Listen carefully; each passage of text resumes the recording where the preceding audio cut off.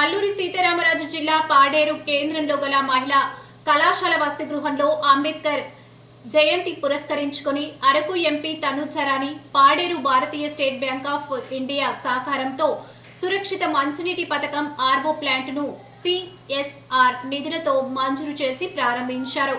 మహిళా కళాశాల వసతి గృహంలో తాగునీటి ఇబ్బందులు ఉన్నాయని తన దృష్టికి తీసుకొని రావడంతో వెంటనే ఎస్బీఐ మేనేజర్తో మాట్లాడి సిఎస్ఆర్ నిధులతో ఆర్వో ప్లాంట్ ఏర్పాటు చేయడం జరిగిందని అన్నారు.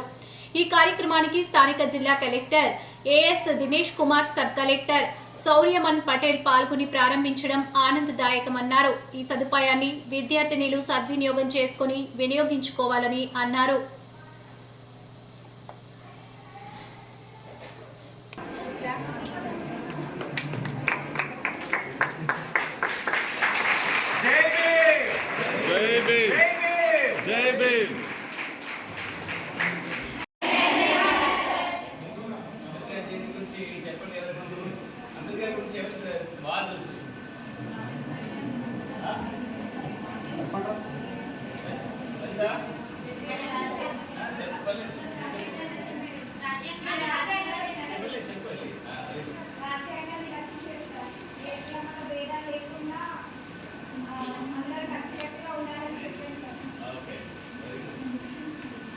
ఎస్పెషల్లీ షెడ్యూల్ ఏరియా రావడము అంతే కదా, ఎస్సీ ఎస్టీస్కి స్పెసిఫిక్ రిజర్వేషన్స్, సో ఈక్వాలిటీ గురించి దాని గురించి మాట్లాడి అదే కాన్స్టిట్యూషన్ రూపంగా తీసుకువచ్చిన మహాత్మ అంతే కదా.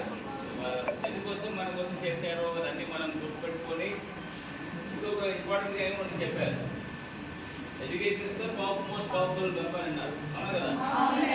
దానికోసం మనం అందరూ ప్రయత్నిస్తున్నాం. Education can only alleviate poverty. That's the only weapon to give equality in another. So దాని గురించి మీ అందరికీ కూడా వాట్ ఈస్ ఏ కాంట్రిబ్యూషన్ ఉంటుంది. సో దాని తర్వాతనే మనకి ఈ ట్రైబల్ ఏజెన్సీస్ రావడం, ఎస్పెషల్లీ ట్రైబల్స్ కోసం ప్రత్యేకంగా ఈ ఎడ్యుకేషన్స్ అండ్ అదర్ వెల్ఫేర్ కార్యక్రమం అన్ని చేయడం.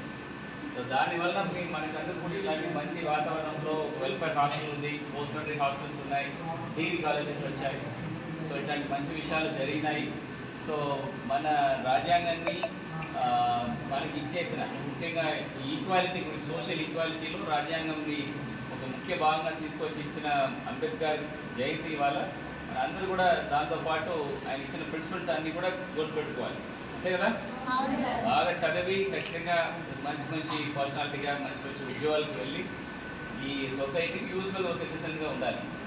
ఓకే, ఇవాళ మీకోసము ఎంపీ గారు అండ్ ఈ ఎస్బీఐ వాళ్ళతో కలిపి ఇవాళ మీకోసము సిఎస్ఆర్ నిధితో ఒక ఆర్వో ప్లాంట్ ఇచ్చారు.